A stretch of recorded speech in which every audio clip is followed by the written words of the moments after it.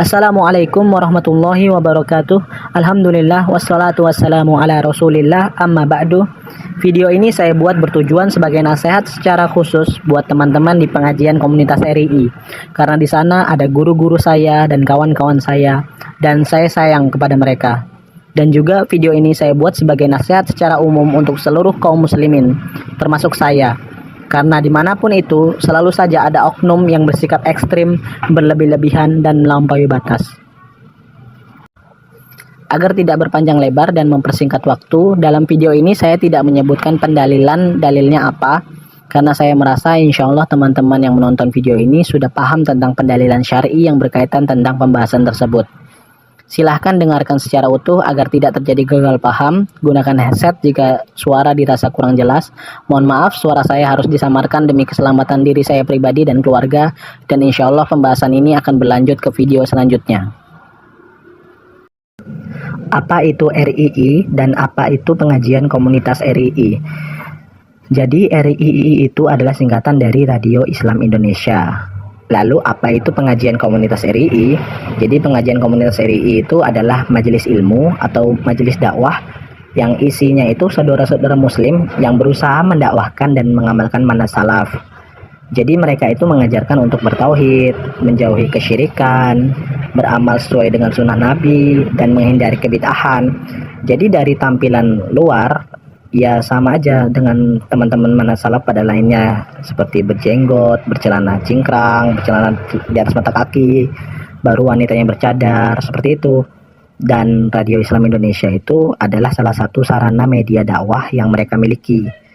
Jadi biar mudah kita sebutnya komunitas RII. Namun di pengajian komunitas RII ini memiliki beberapa perbedaan dengan pengajian salaf di luar dari mereka. Seperti contohnya, mereka ini dalam berdakwah tidak mau menggunakan video atau TV, melainkan hanya menggunakan suara atau radio. Jadi kita nggak bisa melihat fisik atau wajah ustadz penceramahnya. Dan juga perbedaannya, pengajian komunitas mereka ini menyatakan berlepas diri dari dakwah salaf di luar dari komunitas mereka. Bahkan mereka punya keyakinan kalau dakwah salaf di luar mereka, seperti contohnya Roja TV, Yufid TV, An-Nasihah TV, dan ustadz-ustadznya itu memiliki penyimpangan dan kesesatan, sehingga mereka melarang orang-orang untuk belajar dari ustadz-ustadz tersebut. Seperti itu. Berapa lama ikut pengajian di komunitas RII? Alhamdulillah saya ikut di pengajian RII itu lumayan lama, tapi saya tidak mau menyebutkan pastinya berapa lama tahunnya. Intinya saya pernah hadir dan melihat langsung beberapa ustadz RII yang terkenal, dan kondisinya pada saat itu sedang tablik akbar atau daurah. Di antara ustadz-ustadz yang saya hadir itu adalah Ustadz Luqman Ba'abduh, Ustadz Muhammad Umar As-Sewet, Ustadz Muhammad Afifuddin As-Sidawi, Ustadz Usama Mahri, Ustadz Abdurrahman Lombok, Ustadz Komar Suaidi, Ustadz Abu Nasi Mukhtar, dan Ustadz Abu Muawiyah Askari. Yang mana teman-teman tahu kan, daurah-daurah tersebut nggak mungkin terjadi dalam satu waktu. Apa buktinya Anda sudah sebegitu lama ikut pengajian komunitas RII? Kalau butuh bukti, insya Allah saya masih dikenal oleh beberapa ikhwan RII di kota saya. Dan juga saya pernah terdaftar akun radio syariah, namun qadarullah sudah nggak bisa diakses lagi. Dan saya juga pernah ikut berpartisipasi dalam penyebaran majalah Asyariah edisi khusus komunis dan terorisme kepada masyarakat. Namun jika antum adalah ikhwan yang sekarang masih aktif di RII, tentunya sepanjang apapun ana bercerita, paling-paling antum ya tidak akan percaya dan nggak mau dengar atau bahkan menganggap konten ini sebagai konten syubhat. Mengapa berhenti atau keluar dari pengajian komunitas RII? Yang pertama adalah saya menemukan adanya kontradiksi atau ketidakkonsistenan terhadap pemahaman yang ada di pengajian komunitas RII. Lalu yang kedua adalah berbarengan dengan saat itu sedang adanya kasus konflik internal di tubuh komunitas RII.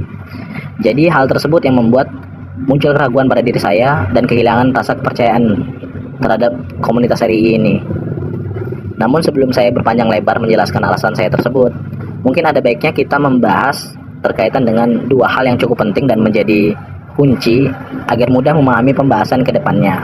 Yang pertama itu terkait dengan tingkatan jamaah di pengajian komunitas RII. Dan yang kedua terkait dengan pola sistem di pengajian komunitas RII. Apa tingkatan jamaah atau pengikut di pengajian komunitas RII? Jadi secara garis besar sederhananya jamaah pengajian komunitas RII ini terbagi menjadi 3 kelompok. Yang pertama mudahnya kita sebut sebagai ring 1, yang isinya itu adalah ustadz, pengurus, musyrif, pengajar, orang penting, orang yayasan, dan orang-orang yang terlibat langsung dalam kepengurusan atau proses berjalannya dakwah di sebuah tempat atau lembaga dakwah. Dan di ring 1 ini fanatismenya begitu kuat, dan kalau terkait dengan permasalahan perselisihan dengan di luar komunitas mereka atau mungkin permasalahan internal atau mereka sebutnya itu semua sebagai permasalahan fitnah, ring 1 ini bisa dibilang yang paling terdepan dalam menghadapinya. Lalu yang kedua ada ring 2, itu berisikan jamaah pengajian yang dia ini tidak terlibat dalam kepengurusan, namun secara ilmu dia tahu, paham, dan mengikuti juga terkait permasalahan fitnah. Jadi bisa dibilang mereka ini simpatisan yang juga fanatik, dan jumlah ring 2 ini sangat banyak. Dan selanjutnya itu ring 3, itu berisikan jamaah pengajian secara umum yang gak terikat dengan RII, yang mungkin dia ini masih awam atau baru hijrah, atau dia ini diajak oleh teman atau keluarganya, atau mungkin lokasi kajian itu dekat dengan tempat kerja dia atau tempat tinggal dia, yang dia ini cuma sekedar taklim, dikenal akrab sama teman-teman RII yang lain juga enggak, dan secara ilmu kurang tahu menahu terkait dengan masalah fitnah. Jadi ya dia ini murni taklim aja, dan jumlah mereka ini sedikit. Dan karena tidak mengerti masalah fitnah itu tadi ya, jadi yang dia lihat RII itu cuma luarnya aja, cuma yang baik-baiknya aja kayak taklim, sholat, dan seterusnya, karena dia belum masuk begitu dalam di komunitas RII. Apa pola sistem di pengajian komunitas RII? Setelah saya coba analisa, ternyata ada pola yang berjalan di pengajian komunitas RII, yaitu berupa sistem satu sumber, satu perintah, atau satu komando. Jadi dalam beberapa hal jamaah pengajian itu harus merujuk dan mengikuti apa arahan, bimbingan, dan nasihat ustadz atau komunitas. Jadi kalau ustadznya atau komunitasnya bilang A, maka kita juga harus bilang A. Kalau ustadznya atau komunitasnya pilih B, maka kita juga harus pilih B. Meskipun terkadang itu hanya isyarat atau kebiasaan yang berlaku. Maka harus rentak satu suara, ikut apa kata ustadz, ikut apa kata komunitas. Jadi ada taklid dan fanatisme tanpa disadari. Saya juga baru menyadarinya saat sudah mulai kehilangan kepercayaan. Jadi kalau teman-teman yang mungkin saat ini masih aktif baik dari ring 1 maupun ring 2, ya mungkin nggak menyadari hal seperti ini. Bagaimana jika tidak mengikuti atau berbeda dengan arahan pengajian komunitas RII? Kalau berbeda dan dia kelihatan terang-terangan berbeda, ya kemungkinan efeknya bakal dibedakan sikapnya oleh kawan-kawan komunitas RII yang lain. Ditandain lah istilahnya, dikasih catatan karena pada dirinya ini ada sesuatu. Meskipun mungkin dia ini punya argumentasi, dia punya rujukan dalil atau referensi lain atas pendapat yang dia pegang itu. Mungkin kedepannya akan dinasehatin oleh teman-teman RII, dinasehatin untuk berubah, untuk tobat. Bahkan jika yang berbeda ini termasuk dari bagian ring 1 maupun ring 2, bisa-bisa dia nanti dihadapkan secara langsung dengan ustadz. Jadi semacam di sidang seperti itu, dinasehatin. Tapi nasihatnya itu ya seakan memaksa, harus ikut secepatnya, harus berubah sekarang, harus tobat sekarang. Dan argumentasi yang dia punya saat itu ya nggak dianggap. Apalagi kalau mungkin asalnya dari luar komunitas mereka, ya dianggap syubhat, dianggap dia ini terkena syubhat.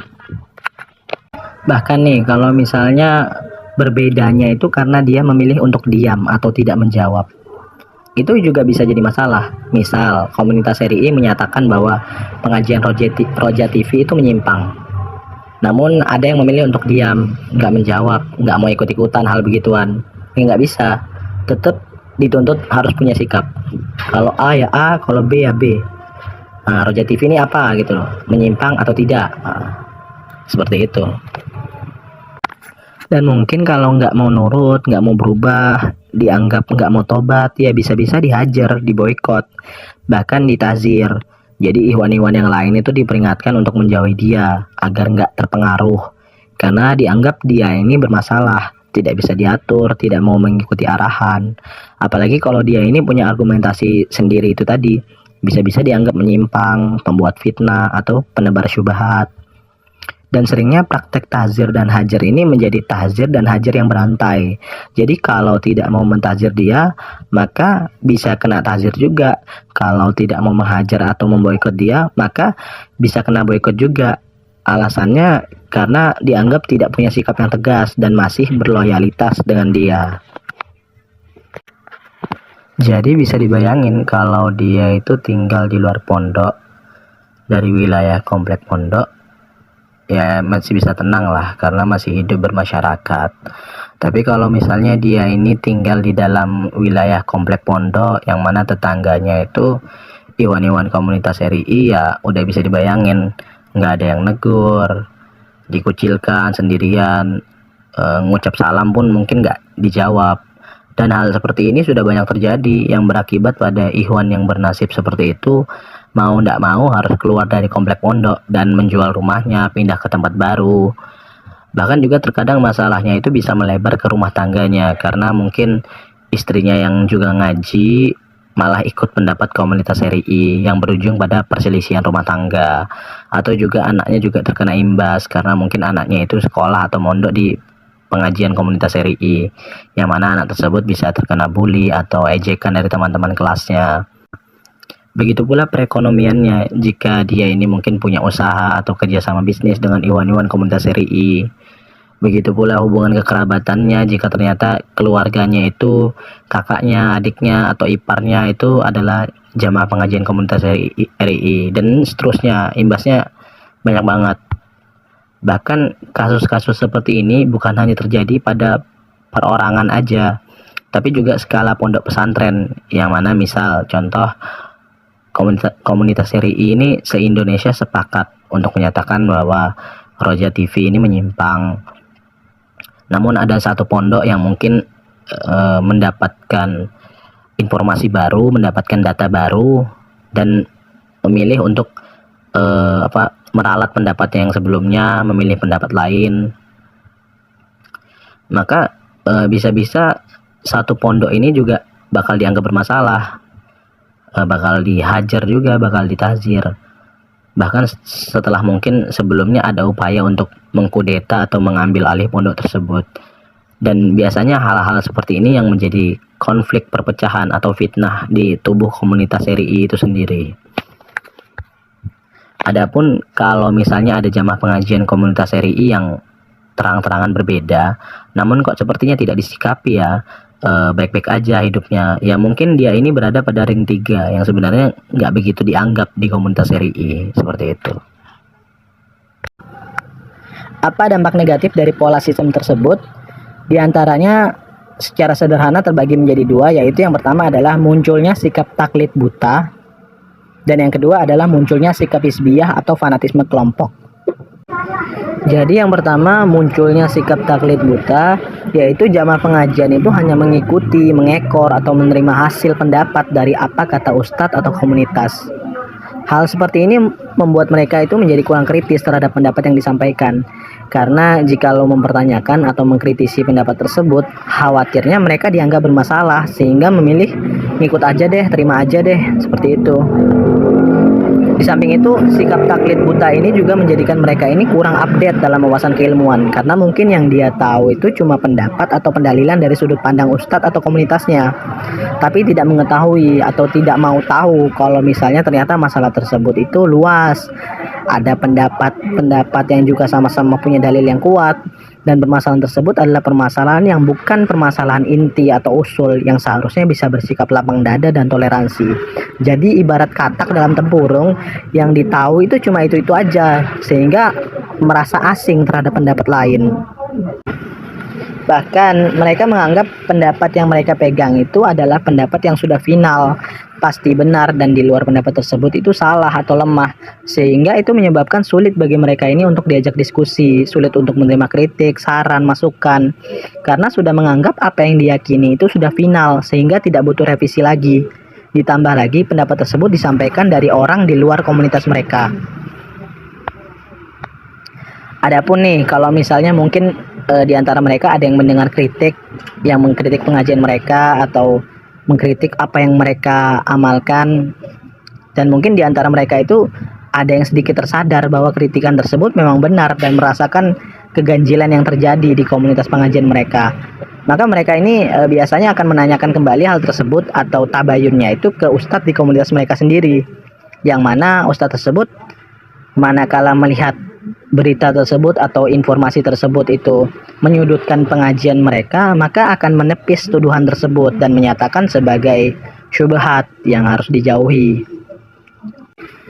Jadi pola seperti ini sering berulang dan membuat teman-teman di RII itu sulit untuk sadar, karena di satu sisi mereka tidak menerima informasi dari luar, dan di satu sisi yang lain kalaupun menerima, mereka akan tabayunkan ke komunitasnya kembali, sehingga balik lagi seperti itu.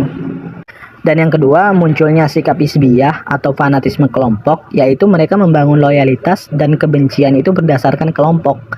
Jadi karena merasa hanya pengajian komunitasnya yang di atas kebenaran, mereka membangun loyalitas di situ antar komunitas mereka saja, menunaikan hak-hak muslim di sana, lemah lembut sikapnya terhadap sesama, dan seterusnya.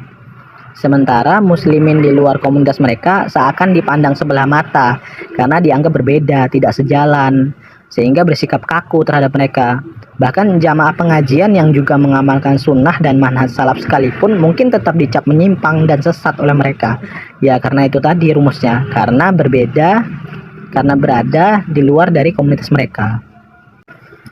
Bahkan bisa sampai tahap berbuat zolim, seperti tahzir serampangan yang mereka lakukan kepada orang-orang di luar mereka, lalu juga gibah-gibah yang dilakukan kepada ustadz-ustadz, aib-aib ustadz yang disebar, tuduhan-tuduhan mereka, fitnah mereka, baru juga celaan-celaan mereka dengan julukan-julukan seperti hizbiyun, sururiyun, halabiyun, MLM, mutalawin, dan seterusnya.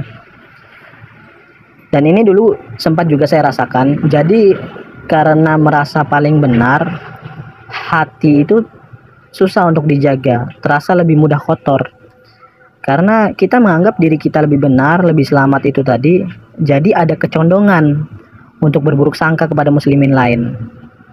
Dan juga karena kita merasa lebih benar, lebih selamat, otomatis membuat kita itu merasa lebih baik daripada mereka. Jadi mau sebaik apapun mereka, toh tetap aja menyimpang, toh tetap aja sesat. Seperti itu pola pikirnya. Jadi dari dua dampak tersebut, khawatirnya itu terkena ancaman terkait kesombongan, yang mana sikap sombong itu kan sekecil apapun bisa menjadi penyebab tidak masuk surga. Dan yang dimaksud sombong kan secara sederhana itu yang pertama menolak kebenaran. Jadi mereka menolak kebenaran karena tidak berasal dari komunitas mereka. Dan yang kedua adalah merendahkan manusia. Jadi mereka karena merasa paling benar itu tadi, jadi menganggap remeh orang lain. Dan dua dampak tadi juga sangat mungkin menjadi penyebab mengapa teman-teman di RII itu sulit untuk sadar atau terkunci istilahnya. Karena dari sisi ilmu, mereka terkunci dengan hanya mengikuti apa yang disampaikan komunitasnya. Dan dari sisi sosial atau pergaulan, mereka terkunci dengan hanya bergaul atau akrab antar sesama mereka saja. Kontradiksi di pengajian komunitas RII. Standar salafi atau ahlus sunnah. Apa yang dimaksud salafi atau ahlus sunnah? Siapakah mereka? Maka mari kita nukil langsung dari sumber tulisan milik komunitas RII. Dinukil dari majalah Asy-Syariah edisi 98 terbitan tahun 2013, atau bisa juga kalian akses secara langsung di website resmi majalah Asy-Syariah dengan artikel berjudul Mengenal Dakwah Salafiyah yang ditulis oleh Al-Ustadz Muhammad Afifuddin. Di situ menukil Fatwa Lajnah Daimah yang menyebutkan salafiyun adalah bentuk jamak dari salafi, nisbat kepada salaf yang telah berlalu penjelasan maknanya. Mereka adalah orang-orang yang berjalan di atas manhaj salaf, yaitu mengikuti Al-Quran dan As-Sunnah, mendakwahkan dan mengamalkannya. Dengan demikian mereka pun menjadi Ahlussunnah wal Jamaah. Kemudian dinukil pula perkataan dari Syekh Abdul Aziz bin Baz rahimahullah yang menyebutkan sesungguhnya salaf adalah orang-orang yang ada pada generasi-generasi utama. Siapa saja yang meniti langkah mereka dan berjalan di atas manhaj mereka, dia adalah salafi. Siapa saja yang menyelisih mereka pada prinsip tersebut, dia termasuk khalaf. Masih dalam tulisan yang sama, dinukil dari Syekhul Islam Ibnu Taimiyah rahimahullah menjelaskan tentang definisi Ahlussunnah. Mereka adalah orang-orang yang berpegang teguh dengan kitabullah, sunnah Rasulullah Shallallahu Alaihi Wasallam, dan apa yang disepakati oleh generasi pertama umat ini dari kalangan muhajirin dan ansor, serta orang-orang yang mengikuti mereka dengan baik. Dinukil kembali dari Syekh Ibnu Baz rahimahullah pernah ditanya tentang Al-Firqah An-Najiyah, dan beliau menjawab, mereka adalah salafiyun dan setiap orang yang berjalan di atas metode salafus soleh, yakni Rasulullah Shallallahu Alaihi Wasallam dan para sahabatnya. Dinukil pula dari sumber yang berbeda, yaitu website resmi Ma'had Diya'us Sunnah Cirebon, salaficirebon.com, yang diasuh oleh Al-Ustadz Muhammad Umar As-Sewat. Terdapat artikel berjudul Siapakah Ahlussunnah wal Jamaah. Di situ menukil perkataan dari Syekh Muhammad bin Shalih Al-Utsaimin rahimahullah mengatakan, yang artinya Ahlussunnah wal Jamaah adalah orang-orang yang berada di atas jalannya Nabi Shallallahu Alaihi Wasallam dan para sahabatnya secara akidah, ucapan, dan perbuatan. Mereka dinamakan dengan nama tersebut karena mereka berpegang teguh dengan sunnah dan bersatu di atasnya.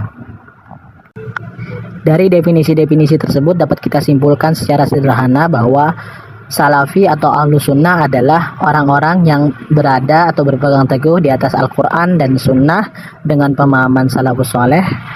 Mereka mengamalkannya dan mendakwahkannya. Definisi yang simple, sederhana, dan mudah dipahami. Sehingga dapat dipahami bahwa Ahlussunnah atau Salafi adalah predikat yang didapatkan secara otomatis oleh seorang muslim, siapapun mereka, manakala mereka dapat merealisasikan ketentuan yang disebutkan tersebut. Dan tentu saja kita sepakat bahwa Ahlussunnah Salafi bukan sebuah organisasi atau partai, tidak pula terikat dengan pondok, yayasan, atau radio tertentu, sehingga tidak membutuhkan pendaftaran dan kartu anggota jika ingin menjadi bagian darinya. Sehingga teman-teman RII pun saya rasa paham bahwa menjadi Ahlussunnah Salafi itu tidak harus mengikuti pengajian di komunitas RII, karena RII dan semua afiliasinya hanyalah sebuah sarana perantara atau wasilah dakwah. Oke, secara teori demikian, namun apakah secara praktek juga sama? Ternyata tidak. Sebagai contoh, jika antum sebagai Ikhwan RII, atau coba posisikan diri antum sebagai Ikhwan RII, lalu saya ingin menanyakan sesuatu. Jika ada seseorang di Indonesia yang mencocoki ketentuan sebagai Salafi atau Ahlus Sunnah, yang mana orang tersebut berpegang teguh dengan Al-Quran dan Sunnah dengan pemahaman salafus soleh, orang tersebut mengamalkan ilmunya dan juga mendakwahkannya, namun dia ini tidak mengikuti atau tidak punya afiliasi dengan komunitas RII, atau simpelnya dia ini tidak ngaji atau tidak taklim di RII. Apakah orang tersebut digolongkan sebagai Ahlus Sunnah Salafi? Jika kalian menjawab iya, maka pertanyaan selanjutnya, siapakah kira-kira orang Indonesia yang antum maksud tersebut? Dapatkah antum menyebutkan satu nama saja yang mungkin antum anggap orang ini adalah Ahlussunnah Salafi, tapi dia tidak ikut atau tidak punya hubungan dengan komunitas RII? Saya rasa di bagian ini teman-teman RII tidak akan mampu menyebutkan siapa orang tersebut, karena dari sistem yang ada di mereka, Ahlussunnah atau Salafi atau sebutan Salafi sejati itu di negara Indonesia ini hanya terbatas pada orang-orang komunitas mereka, RII. Sementara orang-orang yang juga mengamalkan sunnah dan manhaj salaf namun di luar dari komunitas mereka dijuluki dengan sebutan macam-macam, seperti Salafi imitasi, Mubtadi, Ahlul Bid'ah, Hizbiyun, Sururiyun, MLM, dan seterusnya, dan menganggap mereka itu bukan Ahlussunnah Salafi melainkan menyimpang dan sesat. Dan mereka juga melarang jamaah pengajiannya itu untuk belajar ataupun bergaul dengan orang-orang yang mereka tuduhkan tersebut. Sehingga sehebat apapun, sebaik apapun seorang muslim atau level ustadz sekalipun, mau dia lulusan Yaman atau Madinah, orangnya soleh, tawaduk, hafalannya kuat, dipercaya sebagai pengasuh pondok pesantren, murid dari ulama kibar sekalipun, kemungkinan tetap tidak dianggap sebagai Ahlussunnah Salafi oleh mereka, atau mungkin dianggap majhul, tidak dikenal, ya karena ujung-ujungnya bukan bagian dari komunitas RII. Ini membuktikan hizbiyah yang begitu kental pada komunitas mereka, sehingga meskipun mereka ini sering menyebut atau menuduh yang lain sebagai hizbi, namun tanpa mereka sadari praktik hizbi juga sebenarnya terjadi pada mereka, bahkan lebih akut. Mereka bersikap wala kepada sesamanya dan bersikap barok kepada selain mereka. Mereka condong berbaik sangka dan memberikan uzur kepada sesama mereka, namun mereka juga condong untuk berburuk sangka dan langsung menghakimi kepada yang di luar mereka. Dan ini juga menjadi bukti kontradiksinya standar pemahaman siapa itu Ahlussunnah Salafi, karena dari ilmu teori dan prakteknya mereka itu berbeda. Lucu saja jika melihat sekian banyaknya masyarakat Indonesia yang mengamalkan sunnah dan manhaj salaf dari Sabang sampai Merauke, namun tidak ada satupun yang dianggap sebagai Ahlussunnah Salafi oleh mereka, melainkan hanya teman-teman atau ustadz-ustadz mereka sendiri yang mereka nilai sebagai Ahlussunnah Salafi. Saya pribadi sekalipun yang pernah menjadi bagian dari komunitas RII, namun sekarang sudah tidak lagi, saya tetap menyatakan bahwa secara umum, insya Allah teman-teman atau ustadz-ustadz di komunitas RII itu masih salafi atau Ahlussunnah, meskipun memang ada beberapa hal yang mereka itu berlebihan atau ekstrim di dalamnya. Yang mana pada bagian tersebut mereka itu tidak mencocoki Ahlussunnah yang seharusnya bersikap adil dan pertengahan. Kontradiksi di pengajian komunitas RII, standar mengikuti ulama kibar. Pada beberapa tahun silam, salah satu media milik pengajian komunitas RII, yaitu Al-Fawaid, pernah mempublikasikan sebuah poster yang berisi nama-nama ulama kibar beserta anjuran mengikuti ulama kibar. Yang mana dalam poster tersebut tertera 8 nama ulama kibar, yang pada saat ini beberapa dari nama ulama yang dicantumkan dalam poster tersebut ada yang sudah wafat, rahimahumullah. Ulama kibar sendiri secara sederhana maknanya adalah ulama besar atau ulama senior Ahlus Sunnah yang ditinjau dari sisi usia maupun keilmuan, baik beliau ini masih hidup ataupun sudah wafat. Seperti contoh ulama kibar yang masih hidup di zaman sekarang dan namanya juga dimasukkan ke dalam poster tersebut adalah Syekh Robi bin Hadi, Syekh Saleh Al-Fauzan, lalu Syekh Abdul Muhsin Al-Abbad, hafizahumullah. Dan contoh ulama kibar yang sudah wafat itu seperti Syekh Utsaimin, Syekh bin Baz, Syekh Albani, Syekh Mukbil, dan seterusnya, rahimahumullah. Sehingga dapat kita simpulkan bahwa ulama kibar itu tidak hanya satu orang dan jumlahnya pasti lebih dari satu. Salah satu slogan dan prinsip yang dibawa dan diterapkan oleh pengajian komunitas RII adalah berjalan di bawah bimbingan ulama kibar. Prinsip ini tentunya juga diterapkan oleh komunitas manhaj salaf di luar dari RII, meskipun tanpa menjadikannya sebuah slogan tersendiri. Terbukti dari pembahasan atau pengajaran ilmu syar'i yang disampaikan oleh para ustadz itu masih merujuk kepada literatur, karya-karya atau pendapat dari ulama-ulama kibar baik yang masih hidup maupun sudah wafat. Sehingga pada prakteknya komunitas di luar dari RII juga berjalan di bawah bimbingan ulama kibar. Namun ternyata pengajian komunitas RII tidak menganggap hal itu, melainkan mengklaim hanya komunitas mereka lah yang berjalan di bawah bimbingan ulama kibar. Ternyata yang dimaksud dari slogan mereka berjalan di bawah bimbingan ulama kibar adalah bimbingan tertentu terkait dengan permasalahan menyikapi suatu kejadian atau menghukumi pihak lain, atau sederhananya kita sebut permasalahan fitnah. Mereka menjadikan bimbingan ulama tersebut seakan-akan pengakuan, pembenaran, dan backing untuk sikap ekstrim mereka dalam mentahzir dan menghajar atau memboikot. Ini pun menjadi salah satu bagian dari pola sistem di pengajian komunitas RII, yang mana jamaahnya atau siapapun tersebut harus ikut pendapat mereka dalam permasalahan fitnah. Dan hal ini masih berkaitan dengan kontradiksi yang sebelumnya, karena mereka menjadikan permasalahan fitnah ini sebagai standar atau syarat penilaian seorang itu sebagai salafi atau Ahlus Sunnah. Siapa yang ikut pendapat mereka, maka dianggap Ahlus Sunnah Salafi. Sebagai contoh, beberapa pendapat mereka terkait permasalahan fitnah yang mengharuskan jamaahnya juga untuk melakukan hal yang sama adalah mereka berlepas diri dan menganggap menyimpang ustadz-ustadz dakwah Roja TV dan Yufid TV. Begitu pula dakwah-dakwah murid-murid Syekh Yahya Al-Hajuri. Begitu pula dakwah Ustadz Dzulqarnain dan sejawatnya. Begitu pula dakwah Ustadz Askari dan sejawatnya. Begitu pula dakwah beberapa syekh di Yaman maupun Saudi. Itulah yang dimaksud oleh mereka slogan di bawah bimbingan ulama kibar, yaitu harus berlepas diri, mentahzir, dan menghajar atau memboikot pihak-pihak tertentu. Sehingga manakala tidak mengikuti aturan yang ada, maka kemungkinan ya dianggap tidak bersama ulama kibar, atau dipertanyakan kesalafian atau keahlussunnahannya. Bahkan bisa-bisa dianggap bukan salafi dan juga bukan ahlussunnah.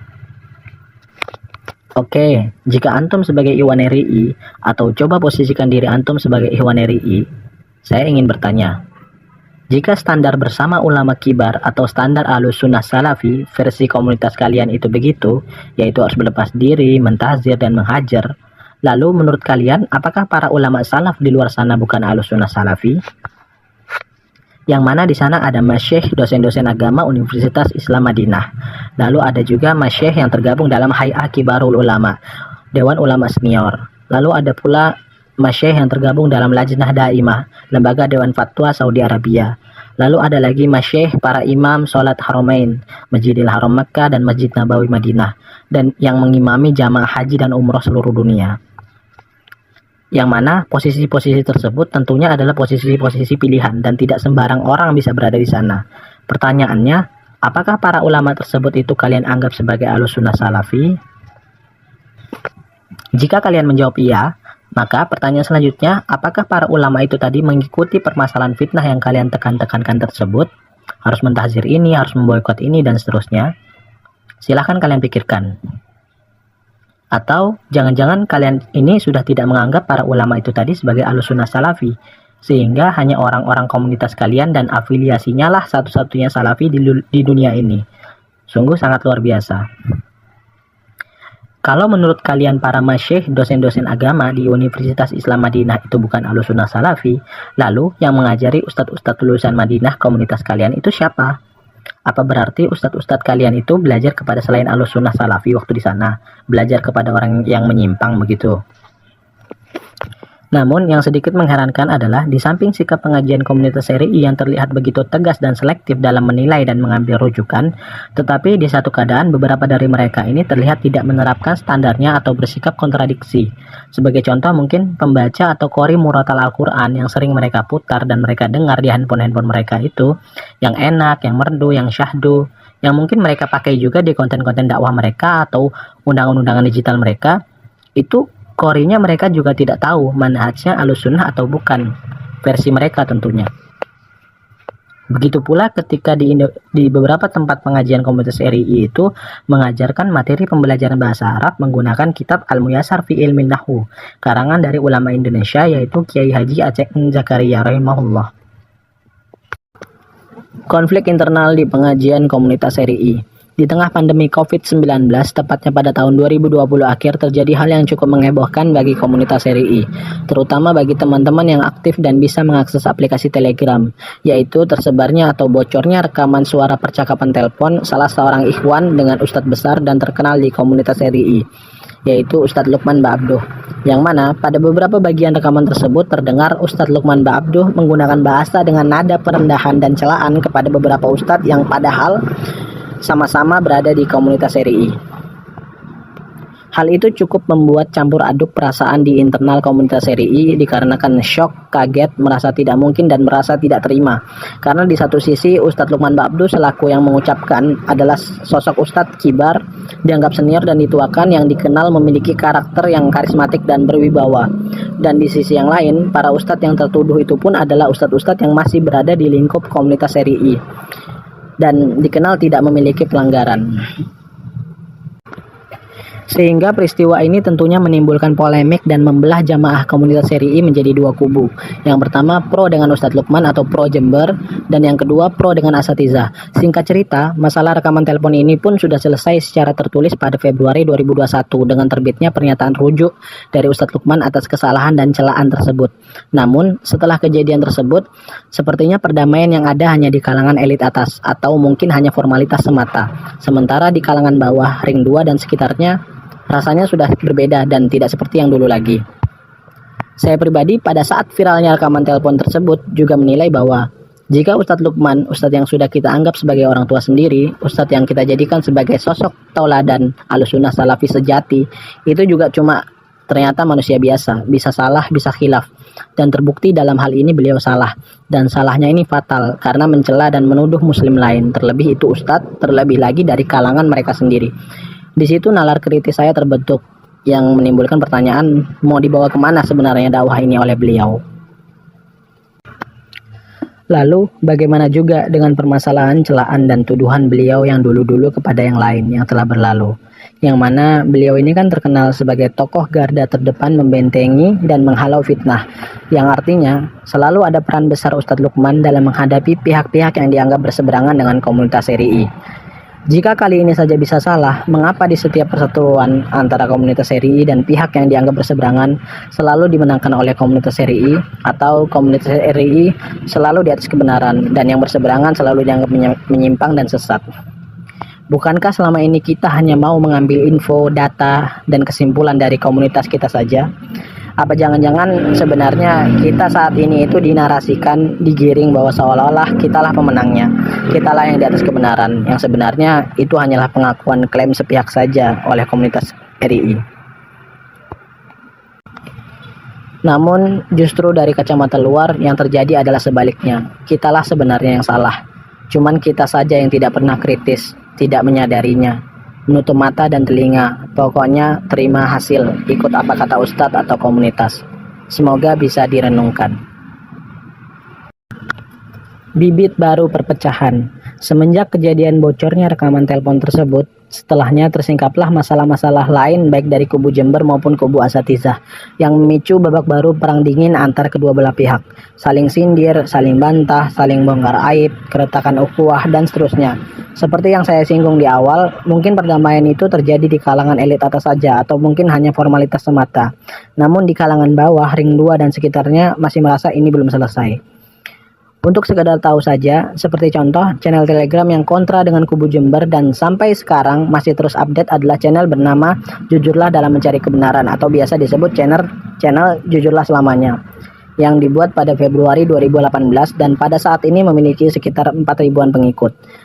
Begitu pula channel bernama Jejak Fitnah yang dibuat pada September 2020 dan saat ini memiliki sekitar 3.000-an pengikut. Saya tidak merekomendasikan kalian untuk berlarut-larut dalam channel tersebut. Saya tidak bertanggung jawab karena konten-konten yang dimuat di channel tersebut menggunakan gaya bahasa yang terbilang keras, kasar, dan pedas seperti media pendahulunya yang bernama Tuk Pencari Al-Haq yang sudah tidak aktif lagi. Khawatirnya gaya bahasa tersebut akan mempengaruhi akhlak dan psikologis Anda untuk menirunya. Seperti contoh beberapa judul tulisan yang dimuat di channel tersebut, silahkan kalian baca sendiri. Mungkin bagi teman-teman di luar dari RII kaget dengan info adanya media seperti itu. Namun bagi komunitas RII, gaya penulisan atau gaya bahasa seperti itu sudah tidak asing, sehingga jangan heran kalau misalnya terbawa secara psikologis ke gaya bahasa mereka, terlebih manakala menyerang pihak-pihak di luar dari RII. Bisa kalian nilai sendiri kan? Jika kita meneropong secara hitung-hitungan kasar, jumlah pengikut rata-rata dari dua channel yang kontra dengan kubu Jember tersebut adalah sekitar 3.500 orang. Sementara channel milik komunitas RII yang bisa dibilang terbesar adalah channel bernama Forum Salafi. Itu memiliki sekitar 64.000 pengikut. Kita asumsikan bahwa jumlah pengikut pengajian komunitas RII di Indonesia itu sebanyak 64.000 orang.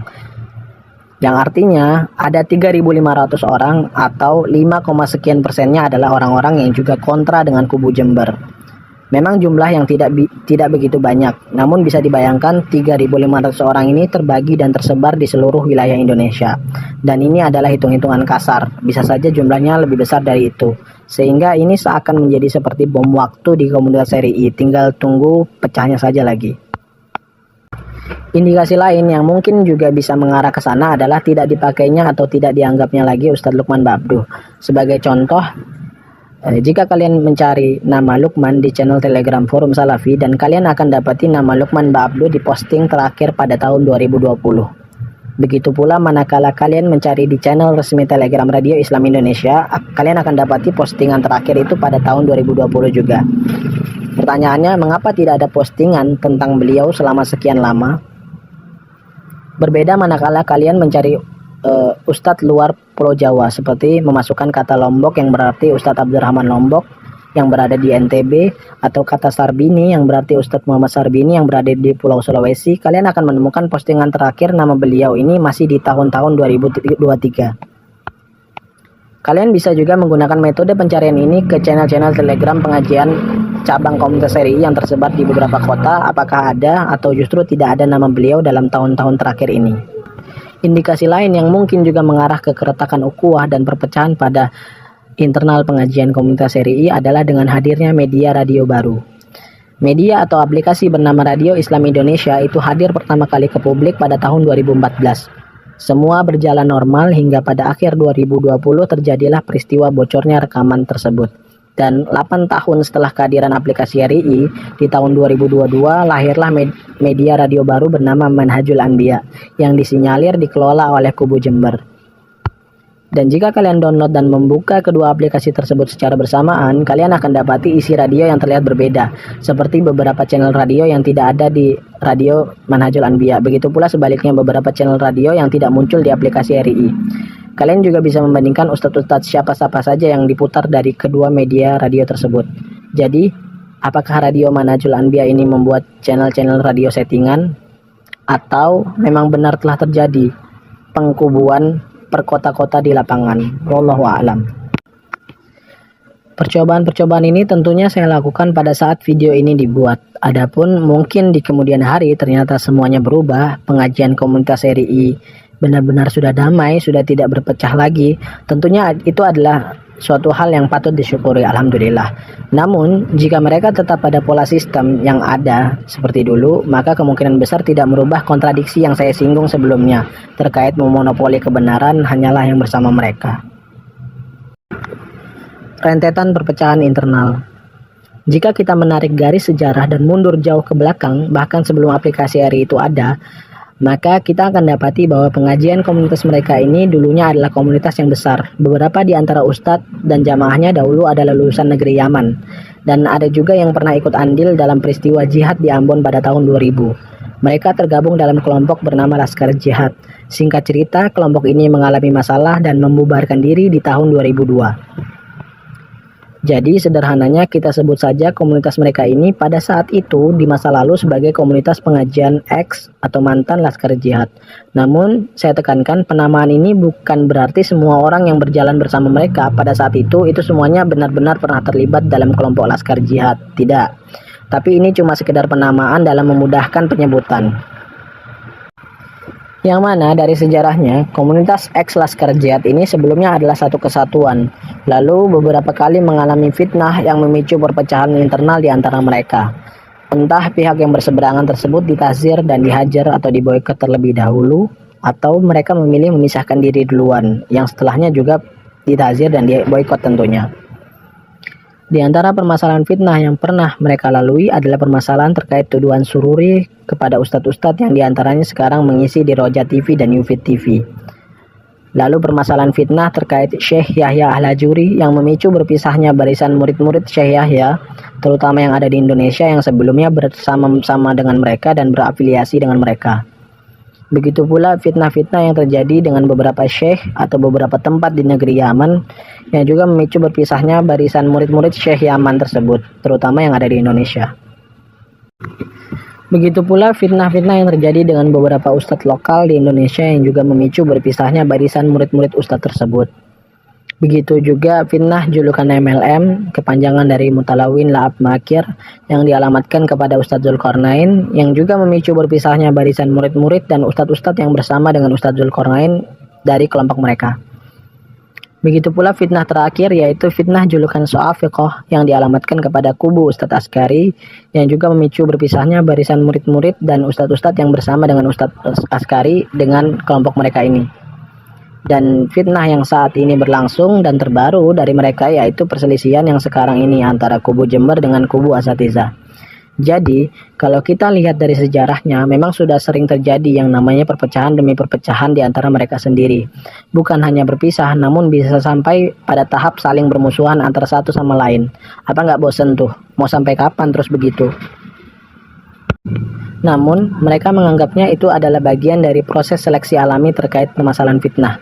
Proses penyaringan atau filterisasi sehingga terlihat mana yang jujur dan istiqomah dan mana yang tidak dan tereliminasi. Dan sudah tentu, menurut pengajian komunitas RII, pada saat ini mereka lah yang selama ini selalu istiqomah di atas kebenaran.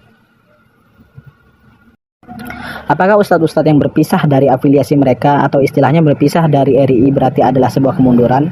Ternyata tidak. Meninggalkan RII itu tidak berarti akhir dari segalanya.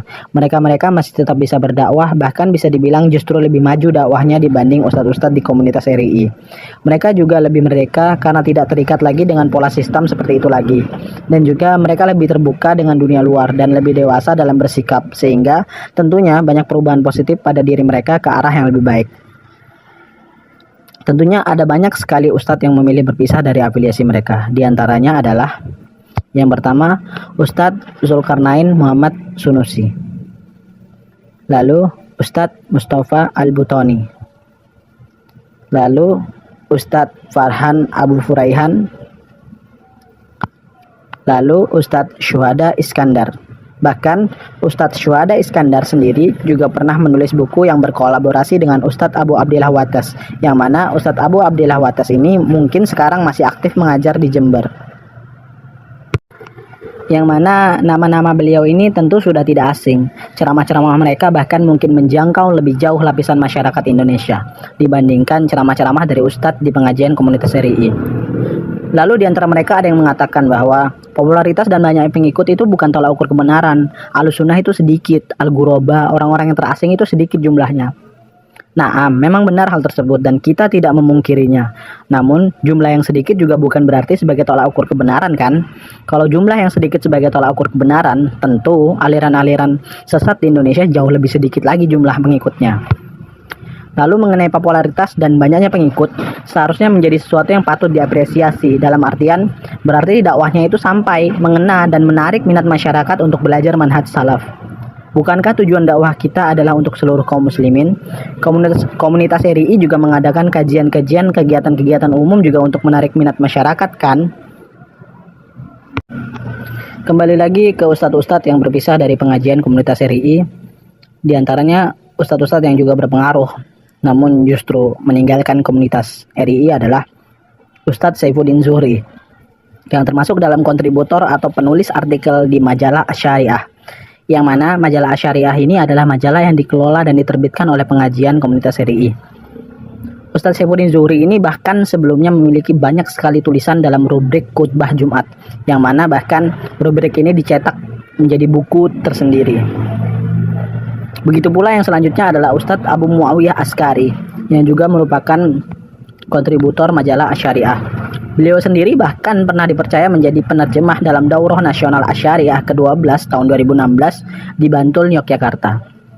Bahkan, salah seorang jamaah pengajian komunitas RII pernah memposting di Facebook pribadinya pada tahun 2020 tentang daftar nama-nama ustadz yang sudah tidak bersama mereka lagi. Yang mana dalam daftar tersebut disebutkan lebih dari 50 nama. Dan tentunya di antara nama-nama yang disebutkan tersebut adalah juga merupakan guru-guru mereka dahulu. Artinya, gurunya sendiri pun ditahzir. Sungguh mengherankan kan? Dalam artian ustadz atau orang-orang yang berilmu itu justru meninggalkan komunitas mereka. Sementara yang tertarik atau bergabung ke komunitas mereka justru diantaranya adalah orang-orang yang baru hijrah, baru ngaji, baru belajar. Itu pun juga kemungkinan belajarnya di awal itu justru dari ustadz-ustadz sunnah yang ada di video ataupun di TV. Begitu pula lulusan Universitas Islam Madinah, baik yang S1, S2 maupun S3. Mengapa hanya sedikit sekali, bahkan bisa dihitung jari, ustadz lulusan Madinah yang ada atau tergabung di komunitas kalian? Apa kalian menganggap para ustadz-ustadz lulusan Madinah itu terlalu polos semua, terlalu tidak mengerti apa-apa, terlalu tidak dapat hidayah, sehingga tidak mau berjalan dengan kelompok salafi sejati kalian? Atau justru pengajian komunitas kalianlah yang sebenarnya bermasalah, cuman kalian saja yang tidak sadar, makanya banyak yang memilih untuk meninggalkan atau bahkan tidak mau bergabung ke komunitas kalian. Coba kalian renungkan. Bagaimana cara yang terkadang dilakukan teman-teman di pengajian komunitas RII untuk menghadapi pihak yang dianggap lawan atau berseberangan dengan mereka? Yang pertama adalah dengan menggiring atau memframing masalah tertentu menjadi masalah besar. Seperti menggiring bahwa masalah tersebut berkaitan dengan perkara manhaj, perkara prinsip Ahlussunnah, atau perkara akidah dan lain-lain.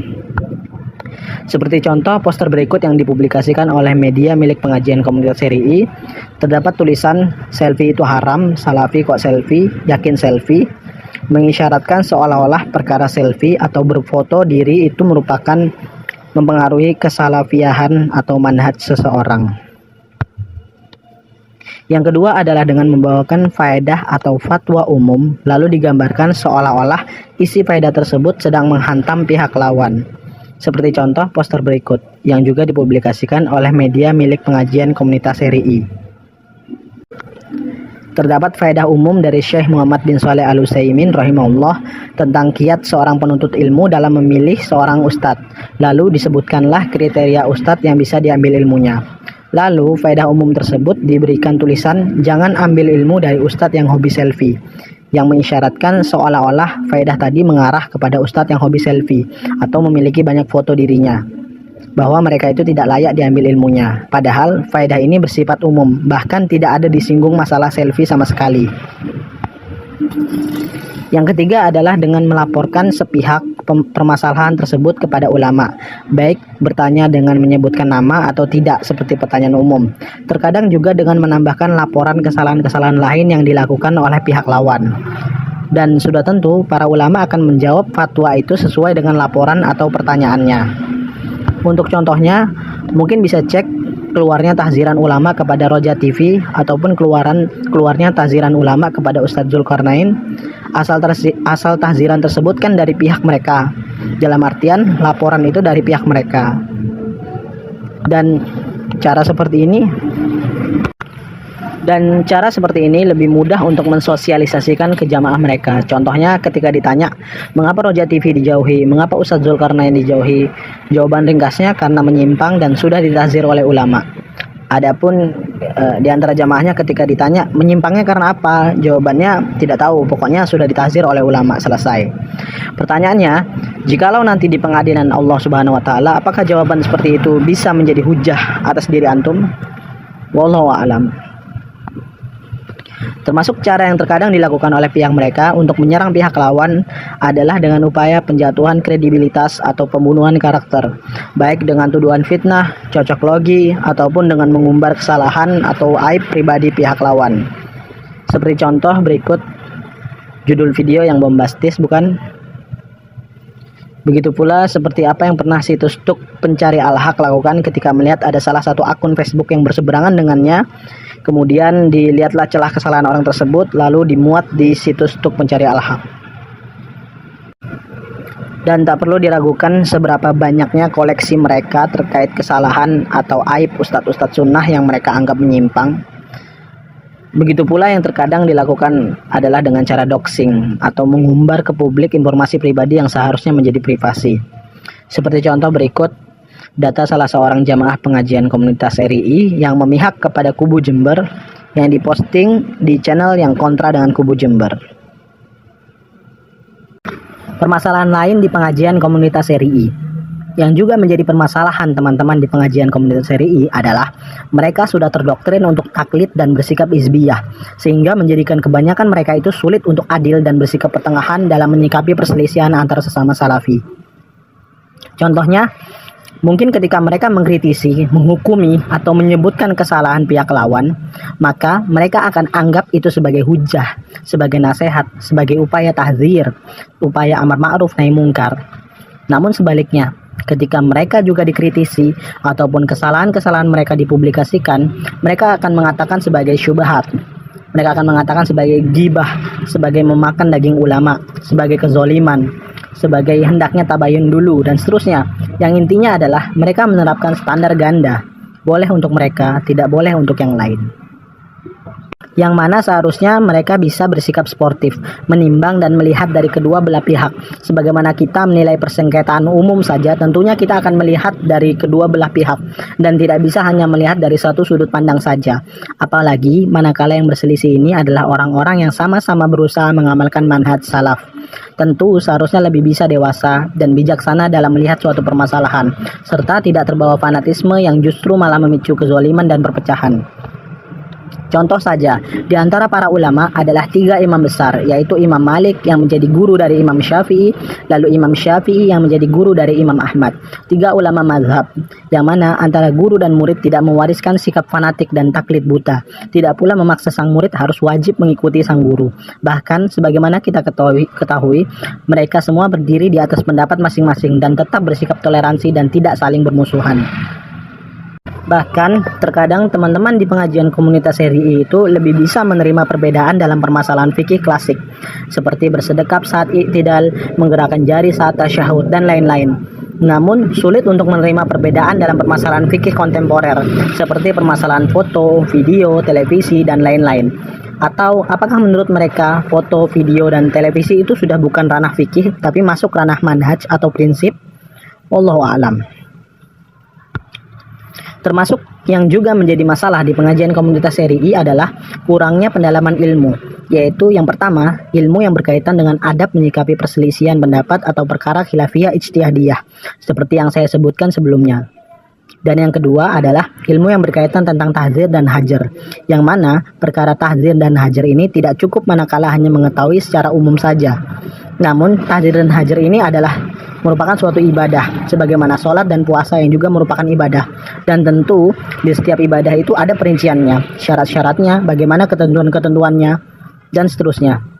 Begitu pula tahdzir dan hajar, tentu memiliki perincian, syarat, dan ketentuan, tidak bisa sembarangan, harus berilmu dulu sebelum beramal. Kalau asal semangat saja, ya yang terjadi adalah tahdzir dan hajar serampangan, menjadi tahdzir dan hajar yang liar. Lalu menjadi tahdzir dan hajar berantai, yang tidak ada sangkut pautnya bisa kena imbasnya hanya karena dugaan dan dugaan. Menjadikan tahdzir dan hajar ini tidak lagi melihat maslahat dan mudarat, namun justru menjadi pola untuk menyingkirkan orang yang dianggap tidak sepaham, ataupun mengunci jamaah agar tetap bersikap loyal kepada komunitas. Bahkan, saking ngerinya praktek liar tahdzir serampangan yang terjadi ini, beginilah sudah hasilnya, perpecahan di antara mereka sendiri, saling makan antar sesama mereka. Sebagaimana perkataan, balasan sesuai dengan amal perbuatan. Apa yang kau tanam, itulah yang kau tuai. Maka tidak heran kalau orang-orang mereka ini dijuluki dengan sebutan jamaah tahdzir, karena sikap mereka yang ekstrim dan berlebihan dalam perkara tahdzir. Saya masih aktif di pengajian komunitas RII, dan sekarang saya menyadari kesalahan-kesalahan yang ada di sana, dan saya ingin berubah. Apa yang harus saya lakukan? Tergantung seberapa aktif dan dekat antum di pengajian komunitas RII. Kita asumsikan bahwa antum saat ini tinggal di lingkungan yang dekat dengan pondok, anak antum juga sekolah di sana, lalu antum juga aktif di beberapa kegiatan pondok. Dalam artian, antum ini berstatus sebagai ring 1. Tahapan pertama adalah hendaknya antum bertaubat kepada Allah atas tuduhan atau keyakinan yang antum miliki kepada person-person tertentu. Dan ini adalah perkara hati, cukup Allah dan antum saja yang tahu. Tidak perlu antum publikasikan agar tidak terlihat mencolok. Tahapan yang kedua adalah himbauan agar antum melangkah ke depannya ini dengan sangat hati-hati, rapi, tidak spontanitas berubah 180 derajat agar tidak kelihatan mencolok, serta tetap bersikap natural dan normal seperti biasa, baik di dunia nyata maupun di dunia maya seperti WhatsApp, Facebook, dan lain-lain. Tentunya agar tidak ketahuan ikhwan RII yang lain, karena kalau ketahuan antum sekeluarga bisa ditazir dan dihajar habis-habisan, sangat beresiko sekali. Tahapan ketiga adalah hendaknya antum memulai belajar, membuka wawasan keilmuan dengan mengakses pengajaran online ustadz-ustadz sunnah di luar dari komunitas RII. Ilmu agama ini sangatlah luas, sehingga terlalu sempit kalau antum hanya membatasi belajar itu pada ustadz pengajian komunitas RII saja. Antum bisa mencari topik-topik yang selama ini dipertentangkan di komunitas RII, seperti hukum video dakwah, TV dakwah, wanita melihat ustadz, dan lain-lain. Mengupdate ilmu antum sebagai perbandingan keilmuan. Namun ditekankan kembali untuk tidak mempublikasikan kegiatan ini agar tidak terlihat mencolok. Lalu tahapan yang keempat adalah hendaknya melihat kepada orang-orang yang berada di bawah kepemimpinan rumah tangga antum, seperti istri dan anak. Apakah kiranya mereka ini bisa menerima perubahan sikap keilmuan antum ini atau tidak? Kalau tidak, maka cobalah untuk mengajak berbicara pribadi dari hati ke hati tentang kegelisahan antum di pengajian komunitas RII. Jika perlu, sampaikan juga video ini. Dan pastikan obrolan ini adalah obrolan privat rahasia keluarga antum, sehingga jangan sampai istri atau anak antum ini bercerita keluar terkait kegelisahan antum ini. Lalu tahapan yang kelima adalah hendaknya antum pelan-pelan mulai menjaga jarak dan mulai mengurangi untuk terlalu akrab dengan ikhwah RII. Cukup bermuamalah sesuai kebutuhan saja, agar antum bisa menghindari dan tidak ikut serta dalam obrolan-obrolan fitnah liar yang dilakukan oleh sebagian ikhwah. Lalu tahapan yang keenam adalah jika antum memiliki usaha atau kerjasama bisnis dengan ikhwah RII, maka mulailah untuk memperluas pasar antum keluar atau ke masyarakat umum, agar antum bisa mandiri, tidak terikat dan tidak merasa ketergantungan dengan ikhwah RII. Lalu tahapan yang ketujuh adalah hendaknya antum pelan-pelan mulai mengurangi keaktifan atau keikutsertaan dalam kegiatan-kegiatan pondok, agar perlahan diri antum ini tidak dipandang begitu penting dan memiliki pengaruh di komunitas pondok. Jadi istilahnya antum ini sedang transisi dari ring 1 menuju ring 3. Lalu tahapan yang kedelapan adalah jika status rumah antum saat ini adalah ngontrak, maka hendaknya antum pindah rumah ke lokasi yang agak jauh agar keluar dari pengawasan ikhwah RII, terutama ikhwah yang memang suka memata-matai dan mencari-cari kesalahan orang lain. Lalu tahapan yang kesembilan adalah mengenai anak antum yang masih mondok di sana. Jika anak antum ini mondoknya pulang pergi, usianya setara SD atau SMP dan sudah setengah jalan, maka tunggu saja sampai lulus. Namun, jika sudah jenjang SMA, apalagi dia asrama, sebaiknya dicarikan sekolah atau pondok sunnah di luar RII. Karena di usia SMA itu pola pikirnya masih labil dan semangatnya meledak-ledak. Khawatirnya terpengaruh dan atau terdoktrin narasi kebencian oleh teman-teman atau pengajar-pengajarnya. Ingat kasus serupa ketika Pondok Ibnul Qayyim Balikpapan pada saat fitnah yang menyeret Ustadz Askari di tahun 2017, sebagian santri dibawa kabur oleh beberapa pengajar untuk pindah atau hijrah ke Samarinda karena Pondok Ibnul Qayyim dianggap bermasalah. Lalu tahapan yang kesembilan terkait taklim, maka dipersilahkan jika antum memang mau tetap taklim di pengajian komunitas RII. Yang penting antum sudah paham batasannya, tidak usah lagi ikut-ikutan dalam permasalahan fitnah, tuduhan ini itu, gibah dan lain-lain. Antum juga sudah paham kan bahwa ucapan ustadz atau ucapan ikhwah itu terkait masalah fitnah itu tidak bisa antum telan mentah-mentah. Lalu tahapan yang ke-10 adalah jika antum sudah merasa aman, posisi antum aman, kondisi antum aman, hendaknya antum bisa mulai coba hadir secara langsung ikut kajian salaf di luar dari RII. Antum bisa juga mulai berkenalan dan mencari teman-teman kajian salaf di luar. Tahapan-tahapan ini dilakukan harapannya agar antum ini tetap bisa menjaga ukhuwah dengan ikhwah RII tanpa ada masalah dan antum tetap bisa ikut kajian dan belajar baik dari pengajian komunitas RII maupun dari luar. Usia kita singkat, hidup kita sudah banyak masalah. Jangan makin dipersulit dengan kita harus ditazir, dihajar, difitnah, dimusuhin oleh teman-teman kita sendiri, guru-guru kita sendiri, tetangga-tetangga kita sendiri, bahkan dari pengajian komunitas RII. Percayalah bahwa saling bermusuhan antar sesama salafi itu tidak enak. Kalau bisa hanya meninggalkan sikap ekstrim, taklid, fanatik, dan hisbiahnya saja, mengapa harus meninggalkan mereka secara keseluruhan? Lalu, kalau misalnya ada ikhwah RII yang mulai curiga dan melemparkan pertanyaan pancingan atau jebakan kepada antum, maka antum punya hak untuk tidak menjawab atau tidak meladeninya dan mengalihkan pembicaraan kepada pembahasan lain. Namun, hendaknya harap lebih waspada, karena bisa saja percakapan antum tersebut disimpan untuk dijadikan arsip oleh mereka. Intinya, ini bisa menjadi lampu kuning buat antum. Lalu, kalau ternyata antum dipanggil oleh ustadz untuk disidang di tabayun, atau antum dijebak untuk bertemu dengan ustadz, maka antum berhak untuk tidak menjawab pertanyaan, dan antum bisa pamit pergi meninggalkan mereka. Karena, apapun argumentasi antum, kemungkinan akan dianggap sebagai syubhat. Namun, jikalau antum memang merasa memiliki keberanian dan kemampuan, maka mintalah untuk diadakan sidang secara terbuka agar argumentasi antum dapat juga didengar oleh banyak ikhwah. Namun, kemungkinan mereka tidak akan berani dengan cara seperti ini. Dan jikalau antum benar-benar merasa terpojok, maka antum bisa juga menyampaikan video ini kepada mereka.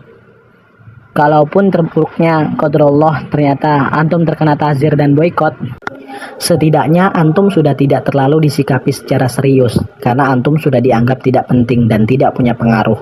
Dan setidaknya antum tidak merasa sempit karena perekonomian dan bisnis antum tidak ketergantungan lagi dengan Ikhwah RII. Begitu pula taklim, majelis ilmu dan teman-teman kajian antum juga tidak hanya berasal dari RII. Antum juga tidak perlu berkecil hati manakala harus menerima kenyataan ditahzir, dihajar, dan mungkin dizolimi oleh teman-teman antum sendiri. Pasti ada hikmahnya di balik itu semua. Di samping itu, mungkin tahziran dan pemboikotan tersebut hanya berlaku skalan lokal di kota antum saja. Itu pun juga mungkin tidak semua ikhwah tahu masalah antum. Sehingga, jika sewaktu-waktu antum ingin ikut pengajian komunitas RII di kota lain, insya Allah aman-aman saja. Karena berbeda orang, beda wilayah, antum akan dianggap sebagai orang baru dan tidak dikenali. Maka untukmu, saudaraku dan saudariku di pengajian komunitas RII dan kaum muslimin secara umum, termasuk saya, amal ibadah kita itu sedikit. Kita pun tidak tahu mana yang diterima dan mana yang tidak. Sedangkan umur kita juga kita tidak tahu sampai kapan. Sementara dosa kita sudah pasti sangatlah banyak. Maka janganlah kita isi kehidupan kita dengan sibuk terhadap permasalahan fitnah, saling tahzir, mentahzir, dan boikot-memboikot secara serampangan. Apakah kita merasa sudah mendapat jaminan pasti masuk surga? Sudah berapakah kiranya banyaknya kaum muslimin yang kita ajak mengenal manhaj salaf? Maka marilah kita menjadi muslim ahlus sunnah salafi yang dewasa dan merdeka, terbebas dari sikap taklid buta dan fanatisme hizbiyah. Semoga Allah senantiasa memberikan hidayahnya kepada kita semua. Amin ya rabbal alamin. Wallahu ta'ala a'lam bishawab. Itulah yang bisa Ana sampaikan dalam video kali ini. Insya Allah pembahasan akan berlanjut di video selanjutnya. Subhanakallahumma wa bihamdik, asyhadu an la ilaha illa anta, astaghfiruka wa atubu ilaik.